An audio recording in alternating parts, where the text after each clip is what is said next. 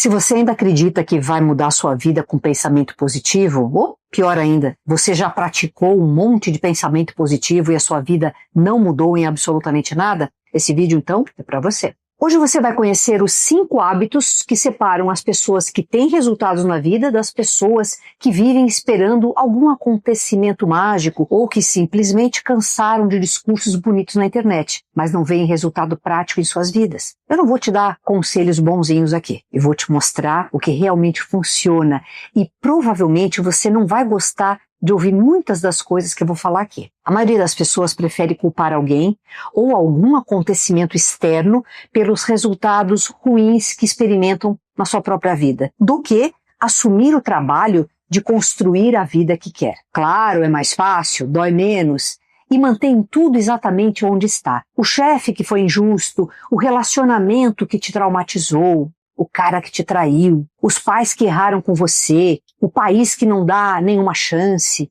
É claro que todos esses são problemas reais. Todos esses acontecimentos têm poder de criar uma bagunça no psicológico da pessoa e na sua vibração também.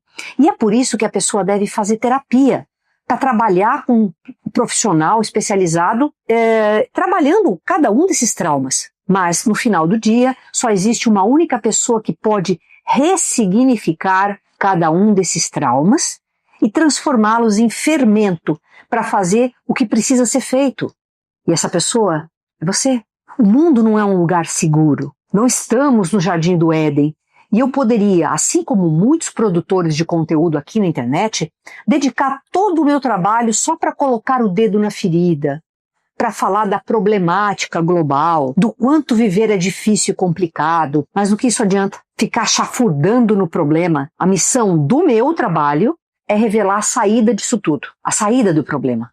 E só existe um jeito de sair disso daqui, assumindo a responsabilidade pela própria vida. É o arcano 7 do tarô, o herói. O herói é aquele que assume a direção da própria vida. Eu sei exatamente para onde eu estou indo. Tenho um propósito, um objetivo. Eu não estou caminhando a esmo.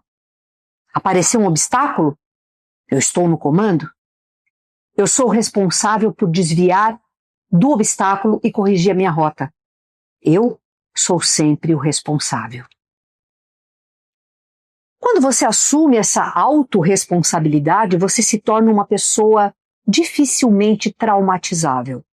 Ou seja, além de não sofrer pelo trauma já criado, já existente, além de pegar todo o esterco da vida e transformar em adubo para o seu crescimento, você começa a não sofrer mais tão facilmente.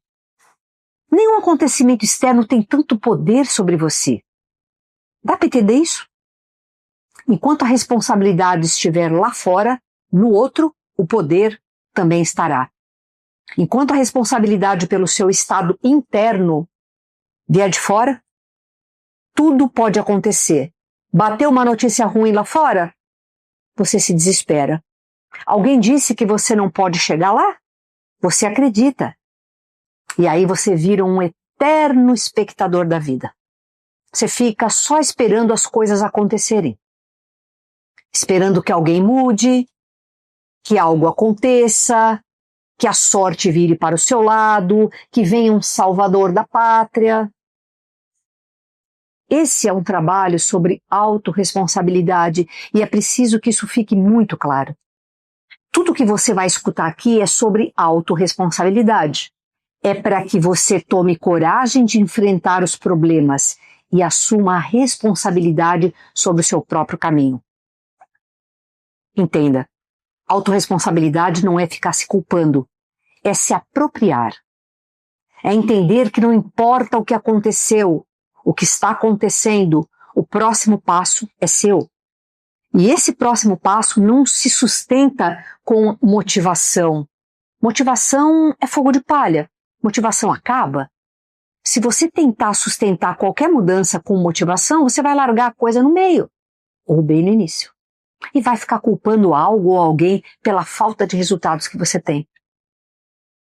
O que sustenta a mudança é mudar o sistema. Por isso que eu falo tanto sobre reprogramação.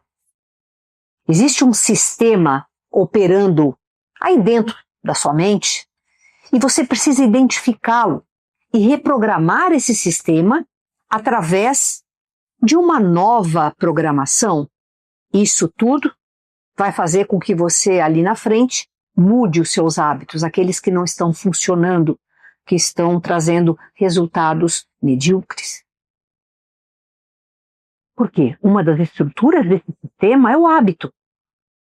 O seu sistema interno tem 4 estruturas: suas crenças, suas emoções, sua comunicação e as suas ações, ou seja, os seus hábitos, aquilo que você faz todo dia, o seu comportamento. Os hábitos são as suas ações no mundo. São eles que vão produzir os resultados que você tem na vida, não um pensamento mágico. Se você tem maus hábitos nos relacionamentos, vai ter relacionamentos traumáticos. Se você tem maus hábitos financeiros, adivinha, vai dissolver todo o seu dinheiro. Se tem maus hábitos consigo mesmo, sua saúde vai pro saco. Por isso que o hábito é tão importante. E os hábitos que realmente transformam a vida de uma pessoa estão na camada mais profunda. Não são os hábitos populares, não é acordar às 5 da manhã, tomar um banho gelado, usar um óculos que inibe a luz azul depois das 18. É claro que tudo isso ajuda, mas são detalhes para melhorar. A internet já está cheia de conteúdos assim, ensinando esses hábitos, e eu aposto que você não segue muitos deles, né? Os 5 hábitos que eu vou te mostrar hoje, esses são diferentes. Eles mexem com poder, com controle, em como você pensa, decide e constrói a sua vida. Eles não são fáceis de implementar. Talvez muito mais difíceis do que acordar cedo e tomar água com limão todo dia, mas são definitivamente os hábitos que separam quem reclama de quem resolve. E o mais importante, não é a motivação que sustenta esses hábitos, é o propósito. E quando é o propósito que sustenta, quando você encontra o porquê de fazer algo, aí você não para nunca mais. Então, antes de contar quais são esses 5 hábitos, nós precisamos falar sobre propósito. Propósito nada mais é do que o porquê você faz o que faz. Não é nada místico, não é nada complexo, é simplesmente o porquê. Guarda, propósito é igual ao porquê. É um direcionamento, na verdade é interno, que impulsiona você a agir. E se isso ainda está muito complexo para você entender, eu vou te dar um propósito que você nunca mais vai esquecer. É assim: eu faço tudo o que faço e não desisto nunca, por amor ao meu próprio ser. Tenho uma oportunidade extremamente rara de estar vivo, uma oportunidade que talvez dure 80, 90 anos, ou menos, ou que talvez acabe amanhã. Então, faço o que faço porque eu quero ser feliz. Eu quero aproveitar esse tempo que me resta com qualidade, com felicidade, com tranquilidade, com leveza no coração. Eu quero me tornar uma pessoa melhor para conquistar resultados melhores. Quem não quer resultados melhores? Eu quero me libertar da prisão mental que me foi instalada. E para isso, eu vou fazer o que tem de ser feito. E se ficou muito longo para você essa definição de propósito, vou simplificar com uma frase. Eu faço por mim, porque se eu não fizer por mim, ninguém vai fazer.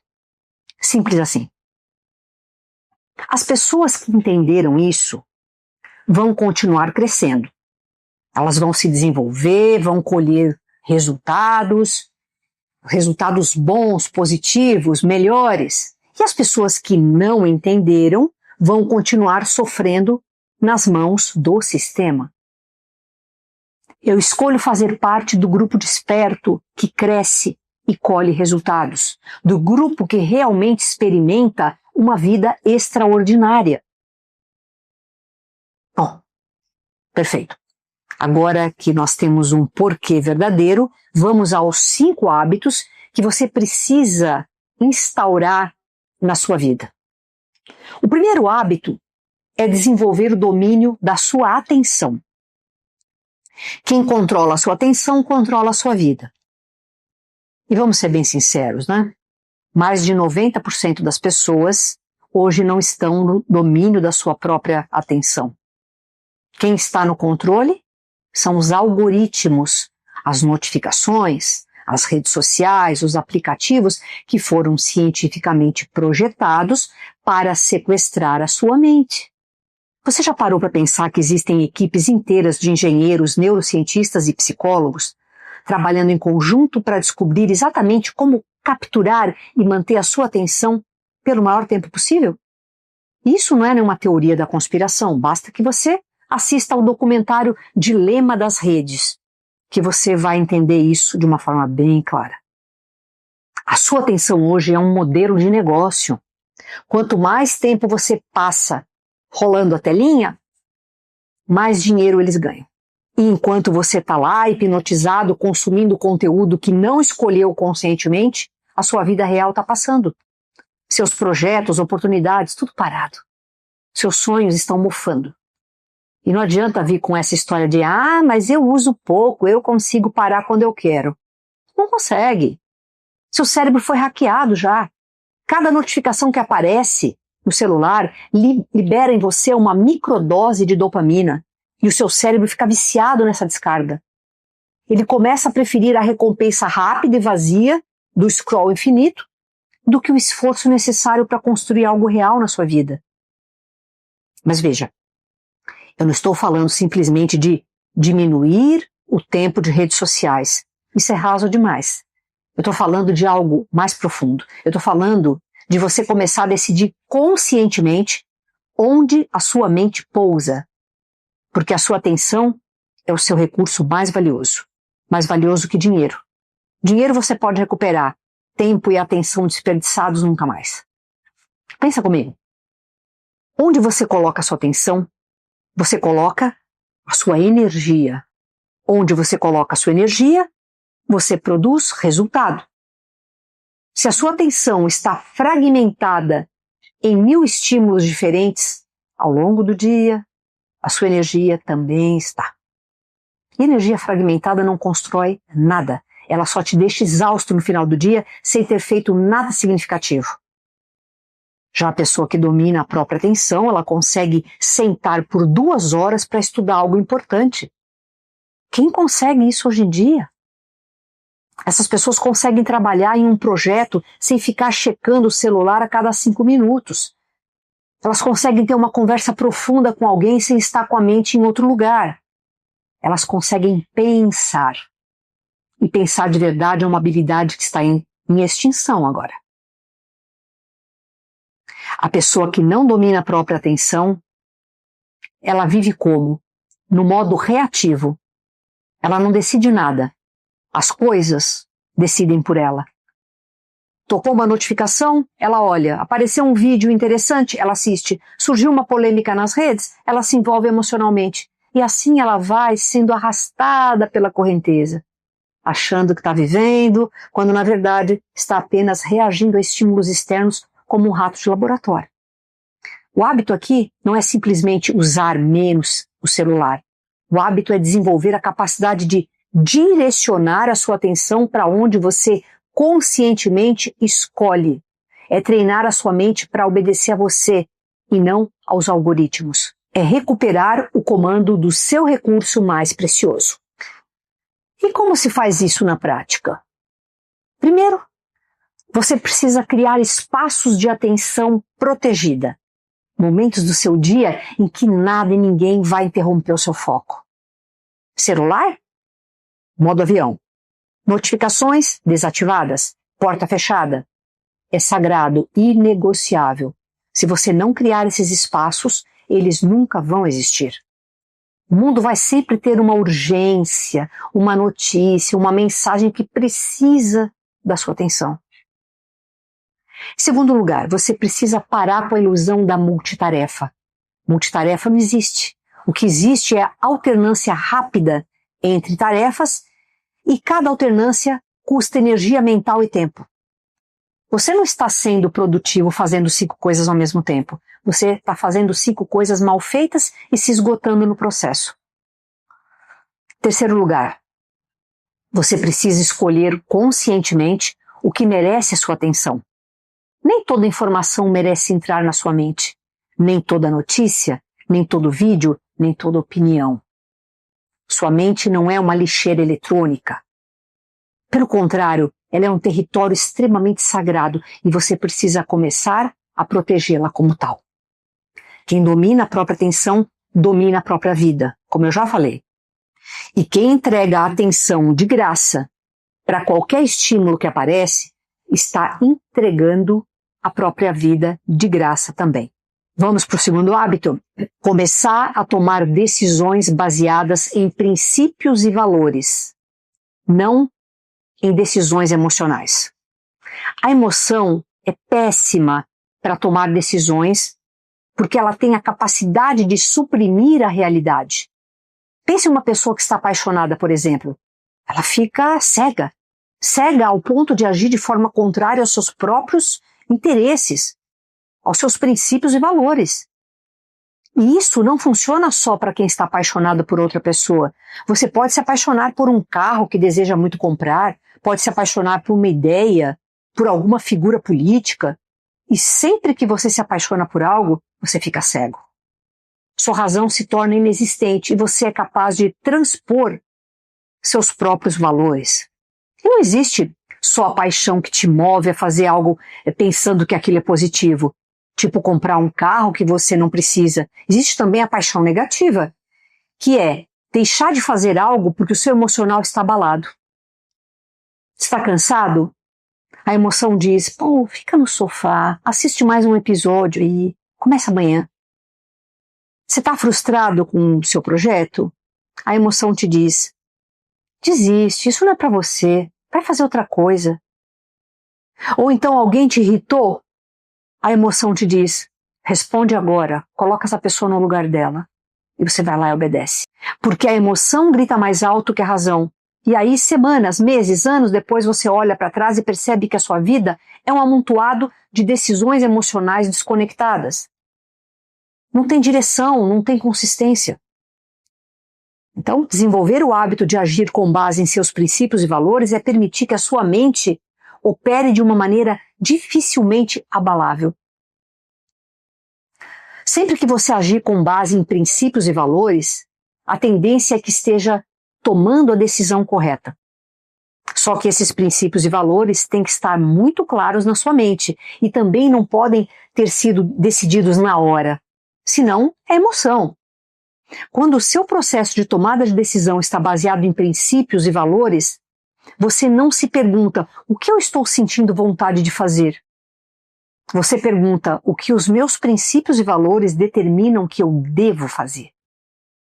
E aí você simplesmente faz. Independente do que está sentindo. Princípios são decisões tomadas antecipadamente de maneira estratégica. São acordos. Acordos que você faz consigo mesmo antes das situações aparecerem. E quando você tem princípios claros, você não precisa ficar gastando energia mental decidindo cada coisa o tempo todo. A decisão já foi tomada lá dentro. Eu vou te dar uns exemplos práticos. Se você tem o princípio de que eu nunca tomo decisões financeiras importantes no mesmo dia em que eu recebo uma proposta, você não vai cair em compras por impulso. Não importa o quanto o vendedor seja persuasivo, não importa o quanto você esteja empolgado. O princípio já decidiu por você. Eu vou dormir, pensar e decidir amanhã. Pronto. Já se você tem o princípio de que eu não discuto assuntos sérios quando eu estou com raiva, você não vai destruir relacionamentos por causa de palavras ditas no calor do momento. A raiva pode estar lá, gritando dentro de você, mas o princípio é mais forte. Eu vou esperar me acalmar antes de ter essa conversa. Se você tem o princípio de que eu faço o que precisa ser feito antes de fazer o que eu quero fazer, você não vai mais procrastinar eternamente as tarefas importantes. Não importa se você está com vontade ou não. O princípio direciona a ação. Você consegue perceber o poder disso? Você para de ser refém do seu estado emocional. Você para de acordar todo dia e se perguntar: será que hoje eu vou conseguir ser disciplinado? A disciplina deixa de ser uma luta constante porque as decisões já foram tomadas em outro nível. Você só executa. E isso reduz drasticamente o seu desgaste mental. Sabe por que você chega no final do dia exausto, mesmo sem ter feito nada de muito significativo? Porque você passou o dia inteiro tomando microdecisões. Cada escolha, por menor que seja, consome energia do seu cérebro. Você fica: eu vou ao banco agora ou depois? Respondo essa mensagem ou deixo para mais tarde? Eu como isso agora ou espero? Eu vou à academia ou não? A sua mente fica exausta.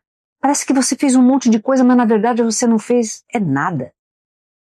Quando você tem princípios, essas decisões desaparecem.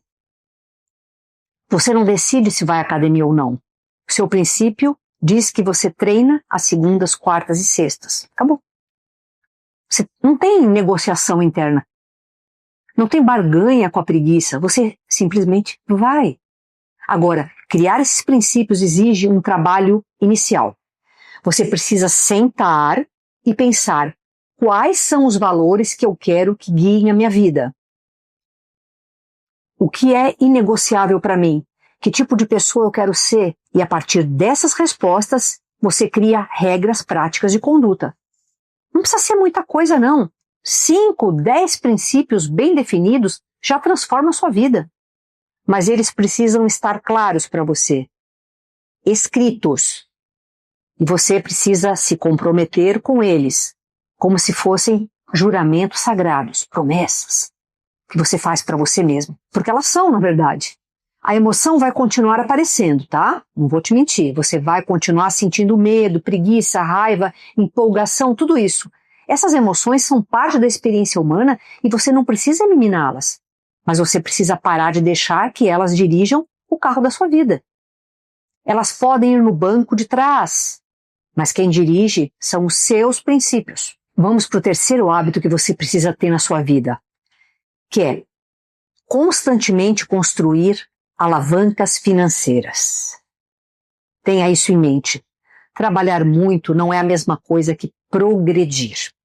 E essa é uma das maiores ilusões que mantém pessoas honestas e esforçadas presas na mediocridade financeira a vida toda. Você provavelmente cresceu ouvindo que o caminho para o sucesso é trabalhar duro, pesado. Você ouviu? Trabalhe enquanto eles dormem, dê o seu melhor, seja dedicado. E você acreditou. Trabalhou, se dedicou, fez horas extras, abriu mão de finais de semana, e mesmo assim no final do mês o dinheiro mal dá para pagar as contas. Ou pior, você ganha bem, mas está tão exausto que não tem vida própria. Vendeu sua saúde, seu tempo por um salário que te permite sobreviver, não viver de verdade. O problema não é a falta de esforço. O problema é o modelo. Você está operando no modelo mais limitado que existe, que é trocar tempo por dinheiro. Você tem 24 horas no dia, dorme 8, sobram 16. Tira as necessidades básicas, sobram talvez 10 horas produtivas, e é isso. Esse é o seu teto. Não importa o quanto você seja bom no que faz, não importa o quanto você se esforce, você está limitado pelas horas do seu dia. E o pior, quando você para, o dinheiro para junto. Ficou doente? Não ganha. Quer tirar férias? Não ganha. Envelheceu e não consegue mais manter o ritmo? Não ganha. Você construiu uma prisão dourada onde você é, ao mesmo tempo, o prisioneiro e a engrenagem que mantém o chicote funcionando. A pessoa que realmente prospera entendeu uma coisa fundamental. Você não fica rico vendendo o seu tempo. Você fica rico construindo alavancas. E o que é uma alavanca? Você me pergunta. É qualquer coisa que multiplica o resultado do seu esforço, da sua dedicação. É fazer uma vez e colher muitas vezes. É desconectar o seu tempo do seu dinheiro. Deixa eu te mostrar na prática como funciona. Se você é um professor particular e cobra R$100 por hora de aula, você está trocando seu tempo por dinheiro, né? Para ganhar mais, você precisa trabalhar mais horas. Existe um limite físico. Agora, se você grava esse mesmo conhecimento em um curso online e vende por R$ 500, você trabalhou uma vez só para criar o curso, gravar, editar, publicar, mas você pode vender infinitas vezes. Enquanto você dorme, viaja ou faz qualquer outra coisa, o curso continua vendendo. Isso é uma alavanca. E existem várias formas de alavanca. Alavanca de conhecimento, de capital, de mídia, de ativos. Eu vou explicar brevemente cada uma delas. Primeiro, a alavanca de conhecimento. Quanto mais você sabe, mais valioso você se torna. Conhecimento específico e raro paga muito mais do que conhecimento genérico. Uma pessoa que entende profundamente de um assunto que poucas pessoas dominam pode cobrar valores que parecem absurdos para quem está de fora. E esse conhecimento, uma vez adquirido, é seu para sempre. Ninguém tira. Ou seja, sempre que você está ampliando seu conhecimento, você está alavancando a sua vida financeira. Sabe? Conhecimento é poder? Ok. O segundo é a alavanca de capital. Ter bons investimentos. Quando você coloca seu dinheiro em ativos que geram renda, esse dinheiro trabalha 24 horas por dia, 7 dias por semana, sem reclamar, sem tirar férias, sem ficar doente. A maioria das pessoas gasta tudo o que ganha e, por isso, nunca consegue colocar o capital para trabalhar. Terceiro, alavanca de mídia. Um vídeo, um post, um podcast, um livro. Você cria uma vez e aquilo continua alcançando pessoas indefinidamente. Um vídeo que eu gravo hoje pode ser assistido daqui a 5 anos. Pode ser a porta de entrada para milhares de pessoas que nunca me conheceriam de outra forma. Desenvolver uma alavanca de mídia é basicamente multiplicar sua presença sem precisar multiplicar o seu esforço.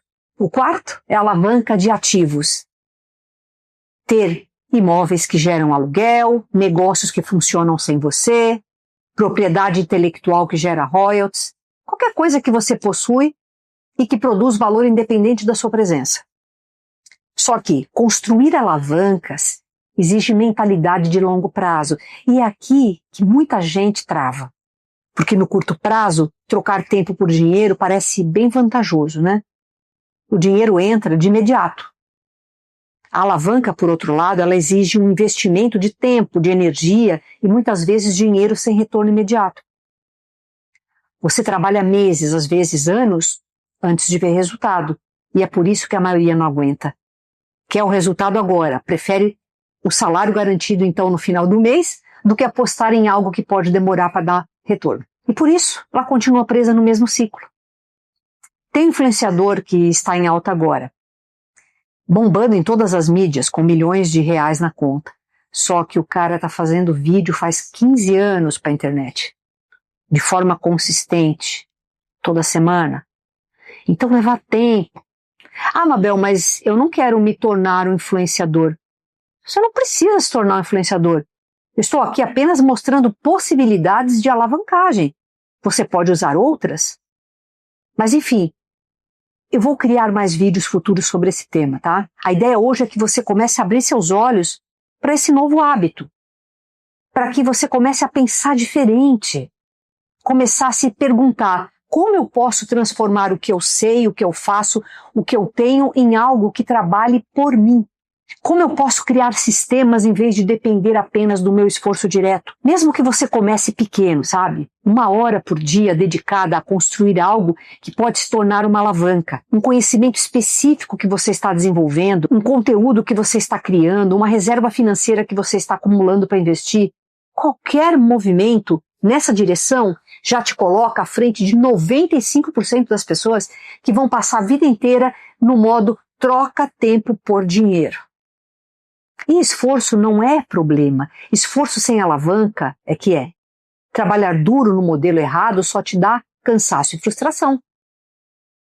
Trabalhar de forma inteligente, construindo alavancas, aí sim, isso te dá liberdade. Liberdade, no final das contas, é o que todo mundo quer. Liberdade de tempo, liberdade financeira, liberdade de escolher como viver. Isso não vem de trabalhar mais horas, vem de construir sistemas que trabalham por você. Se você está dando duro e não está tendo resultados, saiba que algo você está fazendo errado. É só usar a alavanca 1, que é o conhecimento.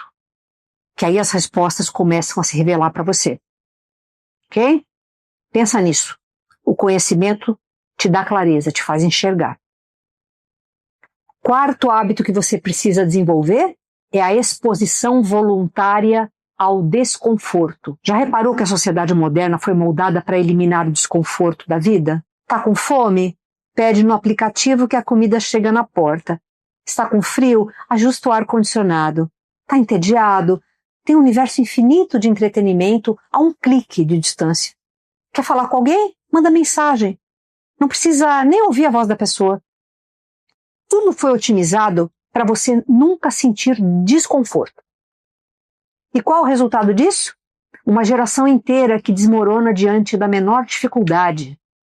Pessoas que não conseguem ter uma conversa difícil, que não conseguem ouvir um não, que não conseguem passar por uma frustração sem precisar de álcool, açúcar, remédios. Você precisa entender que a vida é desconfortável e que se você não se expor voluntariamente ao desconforto, ela mesmo vai te forçar. A vida vai te encher de situações desconfortáveis e você não vai ter base emocional para suportar. Você precisa buscar o desconfortável, porque crescer é desconfortável. E existem basicamente 3 tipos de desconforto que você precisa buscar se quiser crescer. O desconforto físico, o social e o mental. O desconforto físico é o primeiro. Então, vem comigo. O seu corpo foi feito para se mover, para sentir frio, tolerar o frio, para tolerar o calor, para se esforçar. E para isso ele gasta energia. E o que você faz com ele? Deixa o corpinho sentado numa cadeira o dia inteiro, numa temperatura perfeitamente controlada, sem jamais exigir nada dele. E depois reclama que não tem energia, que vive cansado, que dorme mal. Treinar é desconfortável, correr é desconfortável, acordar cedo é desconfortável. Tomar um banho frio também, fazer yoga é desconfortável. E todas essas práticas são justamente as que fazem bem para o seu corpo. Não porque é agradável, mas porque cada vez que você vence o desconforto físico, você fortalece algo dentro de você. Você trabalha realmente a energia do seu corpo, os meridianos, o funcionamento do seu metabolismo, mas além disso, você prova para si mesmo que consegue fazer coisas difíceis. Você constrói uma identidade de pessoa que não foge do que é duro. O segundo é o desconforto social, o que mais paralisa as pessoas, né? Desconforto social vem do medo do julgamento, o medo da rejeição, o medo de parecer um idiota. E por causa desse medo você não fala o que pensa, não defende suas ideias, não se posiciona, não pede o aumento que merece, não inicia a conversa com a pessoa que te interessa, não se expõe de verdade. A pessoa vive uma versão editada de si mesmo, uma versão segura, palatável, que não incomoda ninguém, e aí ela paga o preço disso com uma vida medíocre. Relacionamentos superficiais, dificuldade de vender suas ideias, de entrar em ambientes que vão proporcionar crescimento para ela, entende? Falar em público é desconfortável. Discordar de alguém é desconfortável. Mostrar seu trabalho para o mundo também. Ser vulnerável é desconfortável. Receber críticas. E é exatamente por isso que você deveria fazer. Cada exposição ao desconforto social reduz o poder que o medo tem sobre você. Você percebe que o não te mata, que a crítica não te destrói, que a rejeição é só um evento que vai se repetir centenas de vezes na sua vida e que faz parte do jogo. E o terceiro é o desconforto mental. É o desconforto de pensar sobre coisas difíceis, de questionar suas próprias crenças, de se permitir ler algo difícil, iniciar algo difícil sem dizer eu não consigo. A maioria das pessoas foge disso desesperadamente. Estudar algo complexo é desconfortável, meditar e ficar sozinho com seus pensamentos também. Fazer terapia, encarar as suas sombras é extremamente desconfortável. Admitir que você não sabe alguma coisa é desconfortável. E é exatamente por isso que você deveria fazer. O ponto é, evitar tudo que é difícil é o caminho mais rápido para travar a sua vida por completo. É muito mais fácil dizer eu não sei e é difícil do que encarar a realidade e fazer o que tem que ser feito, não é?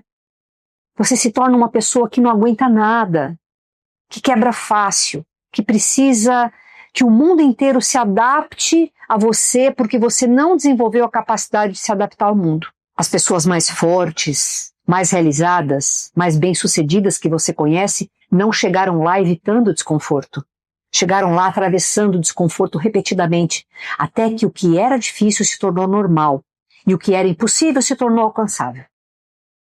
Você quer uma vida extraordinária, vivendo de uma forma ordinária? Não existe esse caminho. O preço de uma vida extraordinária é fazer o que a maioria não está disposta a fazer. E a maioria não está disposta a sentir desconforto algum.